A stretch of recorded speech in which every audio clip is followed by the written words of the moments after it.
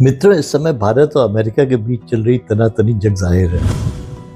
Trump is hello bent on opening up India agriculture sector और मोदी जी किसी हालत में अपने कृषि सेक्टर को खोलने के लिए तैयार नहीं है। उन्होंने वो लक्ष्मण रेखा खींच दी है। इसीलिए आज ट्रंप जो है हर मौके पर मोदी को नीचा दिखाने की कोशिश कर रहा है and Modi to all his credit is not reacting. दरअसल ये लड़ाई कुछ $1 बिलियन के सोयाबीन या मक्का के लिए नहीं हो रही है, ये हो रही है इंडिया के एग्रीकल्चर सेक्टर के ऊपर अमेरिकन आधिपत्य जमाने के लिए। GM seed genetically modified seed ऐसा होता है जो सिर्फ एक बार यूज होता है। हर बार हमारे किसानों को अमेरिका से वो सीड खरीदना पड़ेगा, फिर सीड में डलने वाले वीडिसाइड्स एंड पेस्टिसाइड खरीदने पड़ेंगे, फिर उसके लिए अलग तरह के फर्टिलाइजर खरीदने पड़ेंगे। चुनाचे सारा इकोसिस्टम अमेरिका के कंट्रोल में चला जाएगा और हर साल। और अगर कभी ये क्रॉप, क्योंकि इसमें इतना इन्वेस्टमेंट होगा, अगर ये किसी वजह से पानी बरसने या न बरसने की वजह से ख़राब हो गई तो किसान बर्बाद हो जाएंगे, क्योंकि उसमें खर्चा इतना ज़्यादा है।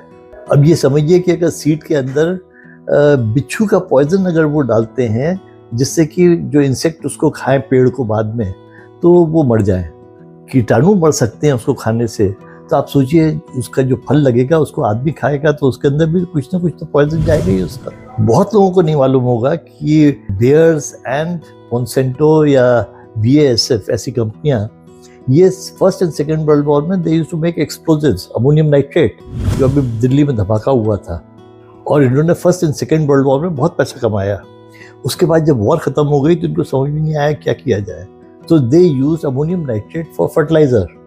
अब फर्टिलाइजर का यूज बढ़ाने के लिए उन्होंने फिर हाइब्रिड सीड्स बनाए जिससे कि प्लांट जो है जल्दी ग्रो करे। जब जल्दी ग्रो करेगा तो it will need fertiliser, and क्योंकि जल्दी ग्रोथ की वजह से कमजोर हो जाएगा तो इट विल नीड पेस्टिसाइड्स। वहां तक तो ठीक था। फिर उन्होंने 1994 में GM सीड्स लाए जिसके अंदर कि इन्होंने सीड को ही मॉडिफाई कर दिया, वंस यूज सीड बना दिया। तो अब यह है कि आप इनको सीड लीजिए, सीड से आप पहले प्लांट ग्रो करिए, उसके लिए फर्टिलाइजर लीजिए, पेस्टिसाइड लीजिए, एंड उसके बाद जब आप अगर बीमार पड़ जाएंगे तो इन्हीं की दवा भी खाइए। ये लोग दवा भी बनाते हैं। So all in all you become totally enslaved. तो ये सॉवरेनिटी के ऊपर अटैक है। तो हम एक तरह से ये सीड खरीद के और इनके हमेशा के लिए गुलाम हो जाएंगे।